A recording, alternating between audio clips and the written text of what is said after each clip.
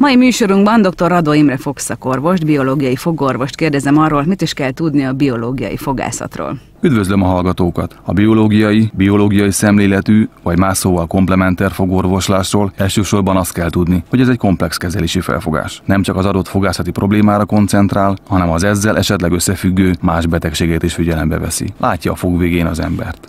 Hogyan kell ezt érteni? Az emberi szervezetben minden mindennel összefügg. A legkisebb sejt is kapcsolatban áll a test egészével. A száj egészsége kiemelkedő fontosságú, hiszen ezen keresztül jut a szervezetünkbe a táplálék, aminek emésztése már itt megkezdődik, és az immunrendszer is itt találkozik először a bevitt anyagokkal, allergénekkel. Milyen szájüregi folyamatok befolyásolják elsősorban egészségünket? A kérdés többrétű, hiszen a szájban levő és onnan kikerülő dolgok is befolyásolhatják az egészségünket. Például az amalgámtömésekből kioldódó higany előszeretettel rakódik le a vastagbélben és az agyban, gyengítve ezzel az immunrendszer és a memóriát. De szerepe van a szervezet savasodásában is, a szabad gyököket lebontó enzimek gátlása miatt.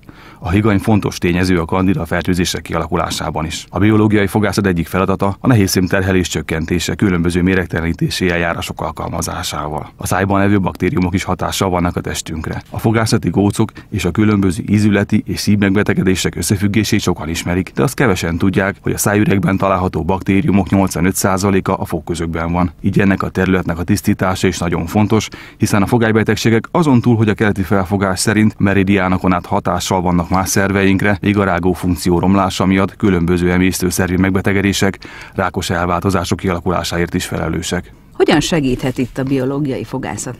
A kezelések során igyekezzük kerülni az allergiát okozó anyagok, fémek, műanyagok használatát.